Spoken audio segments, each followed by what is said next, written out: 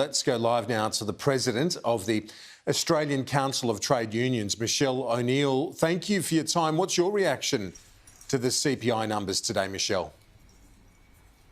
Well, these are shocking figures, Kieran, for working people, because what it shows is that the government's projection of just under a month ago in the budget about what was happening to wages, it was so far out. They completely got it wrong. And in fact, working people stand to lose $2,000 on average in the first 6 months of this year. That's how much wages are going backwards. And that's on top of $800 that real wages went backwards in 2021.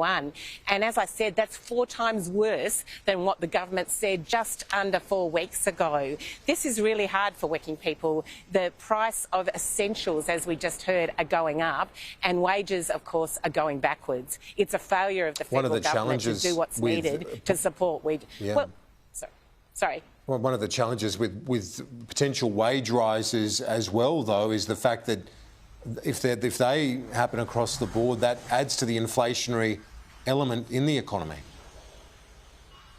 Well, what we know is that with wages going backwards, it's actually having a terrible impact on the economy overall. Of course, if people don't have confidence, if they don't have money in their pockets, then they're not spending. So it is a complex story, but everyone, including the Reserve Bank, and in fact, I think I just heard the Treasurer say it, says that it's critical that wages also start to rise. And the things that would have made a difference, what the Morrison government could have done to deliver support for wage increases, they've completely failed to do. So they've not supported a lift in the minimum wage for 1 in 4 workers. That case is going on at the moment. They haven't intervened in that aged care workers case. Again, critically important, not just in terms of wages going up, about quality of care for aged care. And they could have led the way by example by giving a pay increase as one of the largest employers in the country to public sector workers, their own employees, and they've failed to do that as well. Are you concerned that some of the payments, the cost of living measures in the recent budget have added to the inflationary environment we're in at the moment?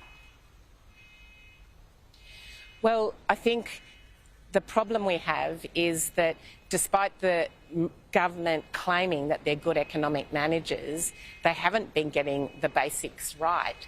And they expect people to just believe really their own myth-making around this. If you look at what's happened with the recovery, it hasn't been evenly spread. We've seen increases, for example, in company profits, but labour and the share that working people get out of improvement in productivity is the lowest, one of the lowest it's ever been.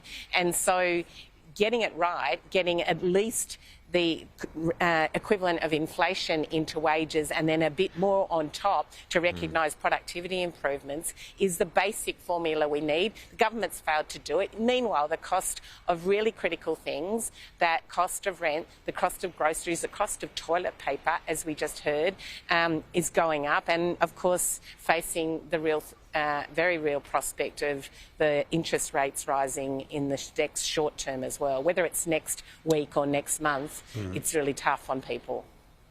It's certainly looking likely that it's going to happen next week now. Michele O'Neill, how much is the union movement mobilising to try and help the Albanese opposition win here? We've seen the ACTU play crucial roles in the past, not the least of which back in 2007, which we touched on as well, the last time rates rose in a campaign. How central will the union movement be in 2022?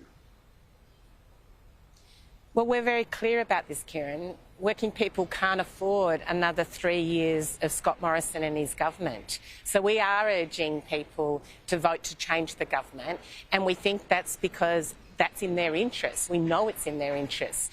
You can't continue to have a government that, instead of addressing insecure work, and we've now got more workers in Australia having to work 2, 3 or 4 jobs just to get by, just to make up the equivalent of 1 wage than we've ever had in our history. So the Morrison government's failed to address insecure work. I've already said about how they've completely failed to address the need for wages to go up, and the critical things that working people need to get in front, to be able to meet the cost of living challenges, but also have a fairer go, are not there in the government's record of nearly a decade now in power, and nothing that they're saying about the future gives us any confidence that they've learnt that lessons or are serious about supporting workers and their families and their communities. So it is urgent. We are putting a huge amount of effort into ensuring that the facts are there for workers and encouraging people to vote to change the government. ACTU President Michele O'Neill, thank you for your time. Appreciate it.